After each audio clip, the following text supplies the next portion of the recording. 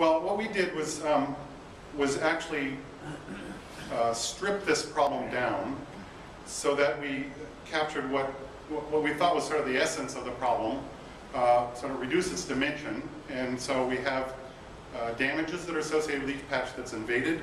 X tells you basically whether the patch is invaded or not. Damages are associated with each patch that's invaded. You've got eradication costs that depend on whether you employ an eradication strategy.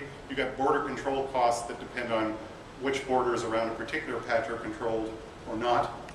And as it turns out, what we discovered is that if you strip this problem down sufficiently, you do not have to rely on dynamic programming. It can be actually converted into an integer programming problem.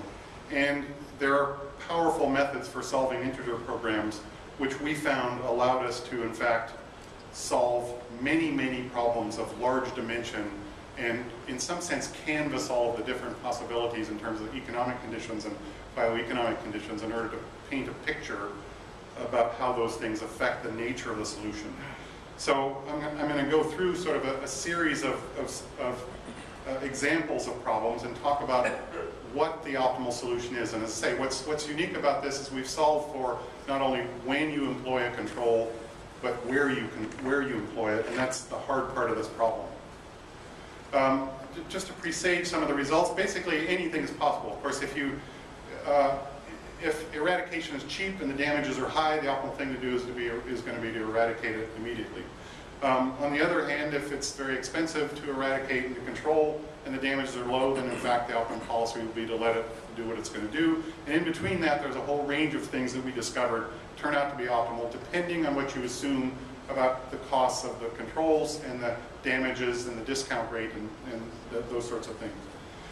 If clearing turns out to be an optimal strategy, it's employed early. You don't actually it's not optimal to let an invasion spread and then all of a sudden go back and wipe out the invasion that is spread over space that is already spread over. Landscape and invasion geometry are important, which I'm going to talk about. Among the spatial strategies of control, the things that are most important here is that the optimal thing to do is to prevent spread in the direction where the highest potential damages are. Another important principle that comes out of here is that it's optimal to try to contain the exposed edge in order to minimize the costs of containing something, and the whole landscape matters rather than just what's going on at a particular point. Here's a first example of a set of policies we looked at. So we looked at a fixed landscape. You begin with an invasion, let's say, of one patch in the middle, and what the graph on the side tells you is that under different configurations of the costs of control, different kinds of policies are optimal. So the upper right graph shows you that there's a pretty big swath of possibilities for control costs, border control costs, and eradication, which will lead you to either eradicating or trying to contain when that initial invasion is just invaded in the center.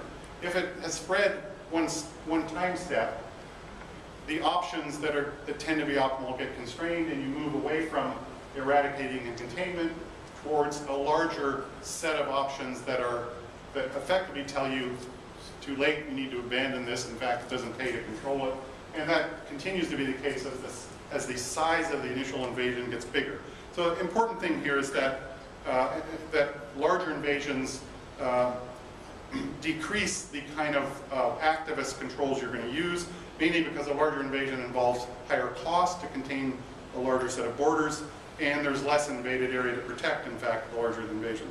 Now, size of the initial invasion is, in some sense, a proxy for your control delay. If you delay and for whatever reason are late in discovering an invasion, then, of course, what tends to be optimal depends on the fact that you've delayed and it's more expensive to control it, and so you're going to tend to favor, in fact, abandoning it or containing it rather than eradicating it. The other thing that's obvious here is that delaying costs you something, and what this graph gives you is the total optimized cost, which are the sum of discounted damages and control costs, depending on whether you catch this early or whether you catch it later. And this is important, actually, because we're talking now about how much to spend on detecting bioinvasions. in some sense, this gives the payoff for early detection. What it says is it's very expensive to, in fact, not detect things early. And in fact, you can't answer the question of how much to spend and where to spend it detecting until you've answered the question, what do you do if you find it? So what I'm looking at here actually is an important part of the question of how much should we spend on detection. You need to know the answer to this before you can answer that question, actually. Here's another situation. So we have an invasion that just happens to be located here in a corner. It turns out that we've got, it costs something to prevent this from spreading, but it tends to be worth it. And what happens optimally here is that you try to keep this from spreading into the southeast. So the first thing you do is put a barrier around the leading edge, but you let it spread backwards, because again, it's costly to contain it around borders.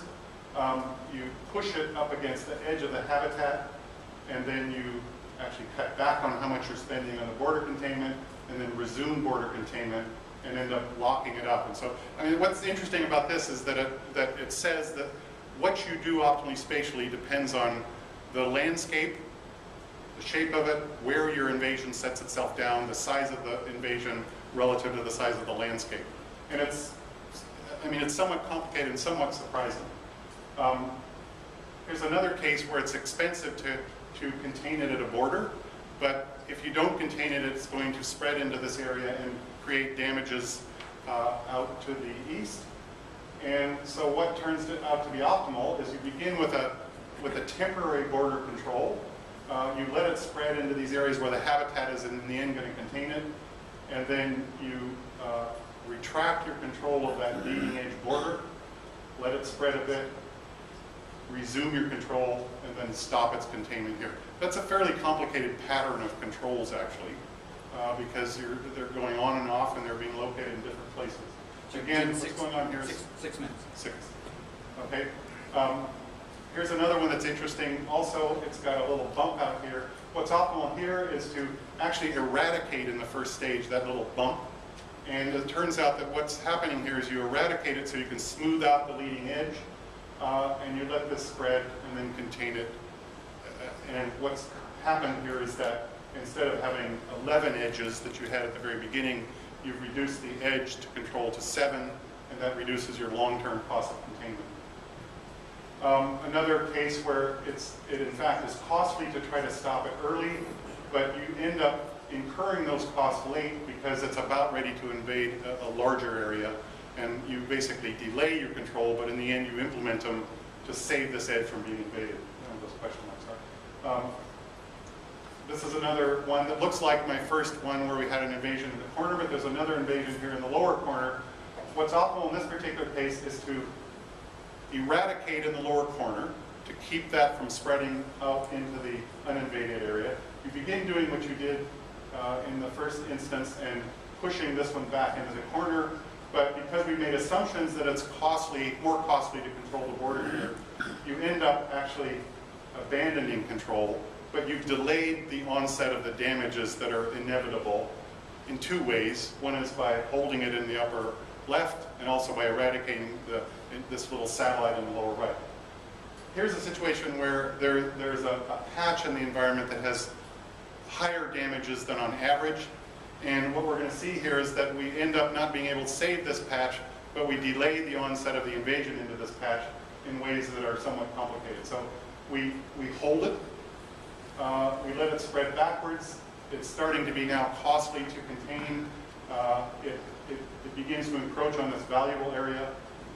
We hold it again, but in the end it's too costly to contain fully, and we end up letting it go.